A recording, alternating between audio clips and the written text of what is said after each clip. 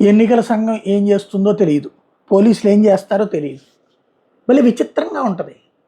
అంటే వ్యవస్థలు చాలా ఉన్నాయి, రాజ్యాంగబద్ధ వ్యవస్థలు, వాళ్ళకి ఆ పవర్ ఉంటుంది, వీళ్ళకి ఈ పవర్ ఉంటుంది అంటారు. మందు సప్లై అయిపోతుంది, డబ్బులు సప్లై అయిపోతున్నాయి. పోలీసులు ఆ ప్రాంతాల్లో కనిపించరు, ఎన్నికల అధికారులు ఆ ప్రాంతాల్లో కనిపించరు. తర్వాత ఎవరన్నా గొడవ పడితే మాత్రమే పోలీసులకు ఇంటిమేషన్ వెళ్తుంది. కిందే కాంప్రమైజ్ అయిపోతే ఏమీ ఉండదు. అదే సందర్భంలో ఎన్నికల మీద ప్రభావితం చూపెట్టేటటువంటి శక్తుల్ని మేము కంట్రోల్ చేస్తామంటారు. ఆ కంట్రోల్ అంటే ఏంటో తెలియదు. ఓవరాల్గా చూస్తే గ్రౌండ్ లెవెల్లో యథేచ్ఛగా, అంటే ఇక్కడ ఏమీ ఎవరు తప్పు కాదు, ఎవరు తక్కువ కాదు, అందరూ సర్వశక్తులు వడ్డీ డబ్బులు పంచుతూనే ఉన్నారు.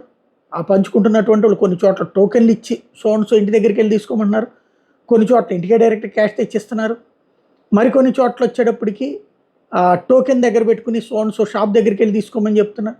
ఇట్లాగా 100 రకాలైనటువంటి పనులు చేస్తున్నారు. ఇవన్నీ తెలుసుకునే యంత్రాంగం లేదు. ఈవెన్ ఒకళ్ళకొకళ్ళు కంప్లైంట్ చేసుకునే ధైర్యము లేదు.